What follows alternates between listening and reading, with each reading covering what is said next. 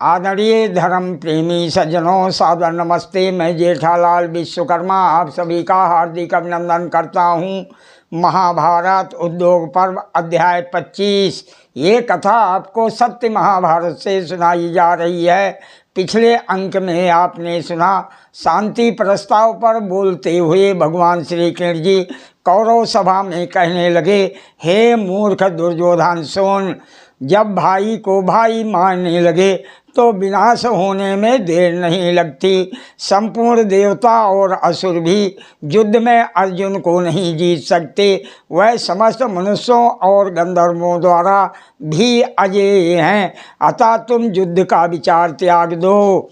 हे दुर्योधन, अपने इन पुत्रों, भाइयों, कुटुंबी जनों तथा सगे संबंधियों की ओर तो देखो। ये श्रेष्ठ भरतवंशी तुम्हारे कारण नष्ट होने के कगार पर खड़े हैं।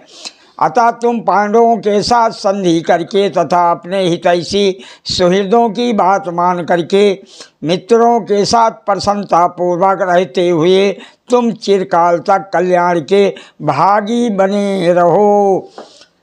अब आगे आज का प्रसंग है।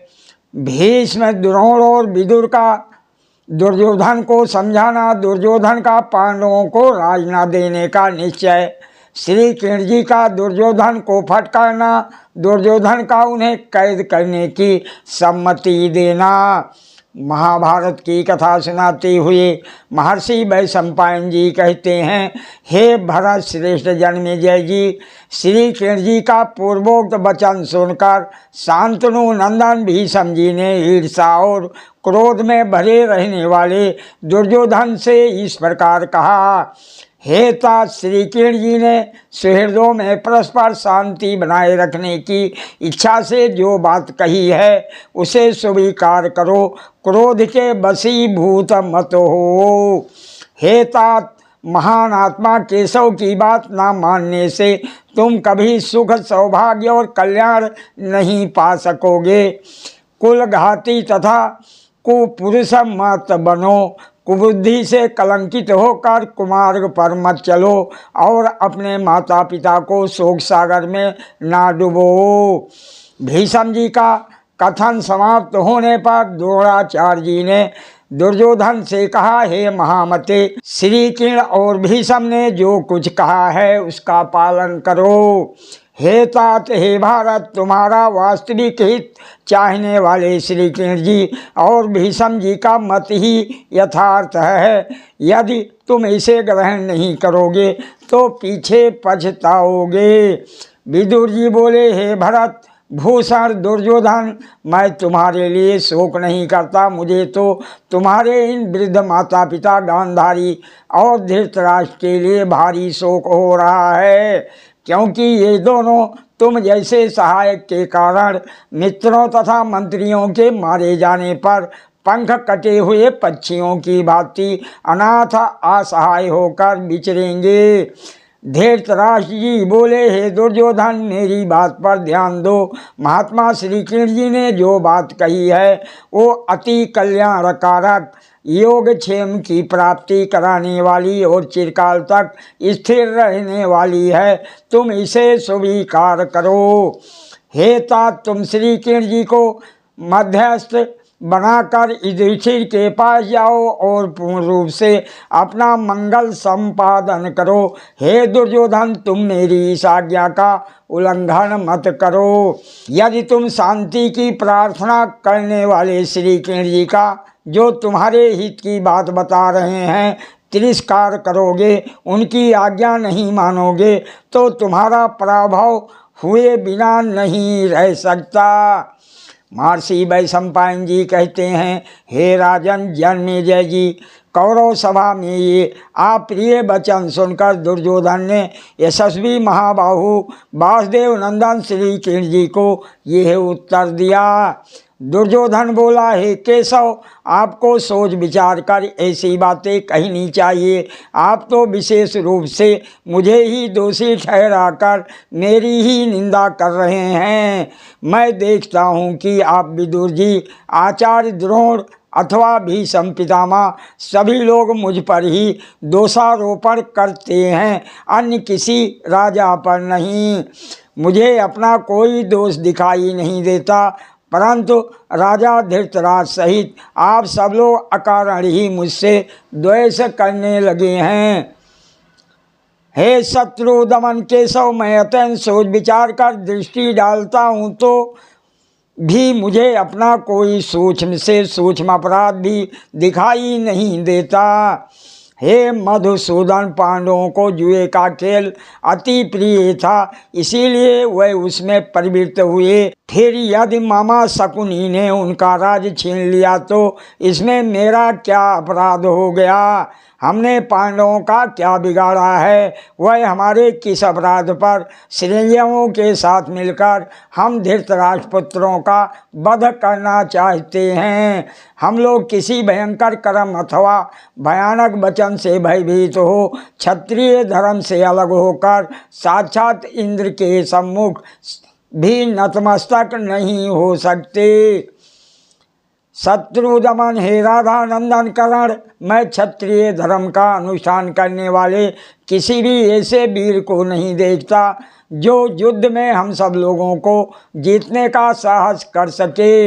हे मधुसूदन, भीष्म, द्रोण, कृपाचार्य और राधानंदन कर्ण को तो देवता भी युद्ध में नहीं जीत सकते, फिर पांडवों की तो बात ही क्या है।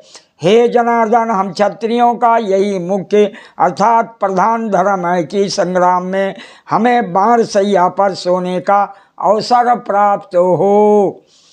उत्तम कुल में उत्पन्न होकर क्षत्रिय धर्म के अनुसार जीवन निर्वाह करने वाला कौन ऐसा महापुरुष होगा जो क्षत्रिय उचित वृत्ति पर दृष्टि रखते हुए भयभीत होकर शत्रु के सामने मस्तक झुकाएगा? वीर पुरुष को चाहिए कि वो सदा उद्योग ही किया करे, किसी के समक्ष झुके नहीं, क्योंकि उद्योग करना ही श्रेष्ठ पुरुष का पौरुष है। वीर पुरुष असमय में नष्ट भले ही हो जाएं, परंतु शत्रु के सामने मस्तक कभी ना झुकाएं। हे केशव, मेरे पिताजी ने पूर्व काल में जो राज्यभाग मेरे अधीन कर दिया है उसे कोई भी मेरे जीते जी कदापि प्राप्त नहीं कर सकता।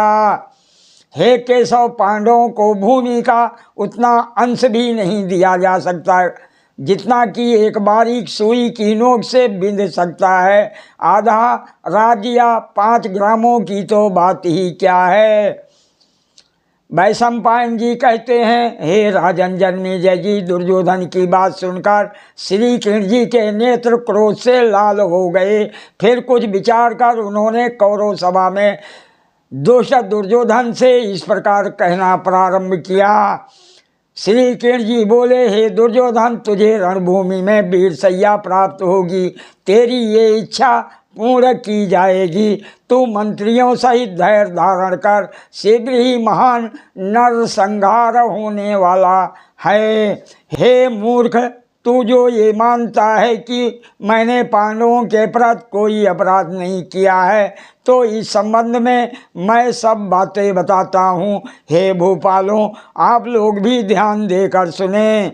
हे भारत, महात्मा पांडवों की बढ़ती हुई समृद्धि से संतप्त होकर तूने ही मूर्ख शकुनी के साथ ये कुमंत्रणा की थी कि पांडवों के साथ जुआ खेला जाए। तेरे सिवाय ऐसा कौन नीच होगा जो अपने बड़े भाई की पत्नी को सभा में लाकर उसके साथ वैसा अभद्र व्यवहार करेगा जैसा कि तूने द्रौपदी के प्रति अस्पष्ट रूप से ना कहने योग्य बात कहकर किया था। तूने बाणावत नगर में बाल्यावस्था में पांडवों को उनकी माता सहित जला डालने का भारी प्रयत्न किया था, परंतु तेरा ये उद्देश्य सफल ना हो सका। तूने भीमसेन को विष देकर सर्प से कटाकर तथा बांधे हुए हाथ पैरों सहित जल में डुबोकर पांडवों को नष्ट करने का प्रयत्न किया था, परंतु तेरा वो प्रयास भी सफल न हो सका। ऐसे ही विचार रखकर तू पांडवों के प्रति सदा कपटपूर्ण बर्ताव करता आया है। फिर कैसे मान लिया जाए कि महात्मा पांडवों के प्रति तूने कोई जघन्य अपराध नहीं किया।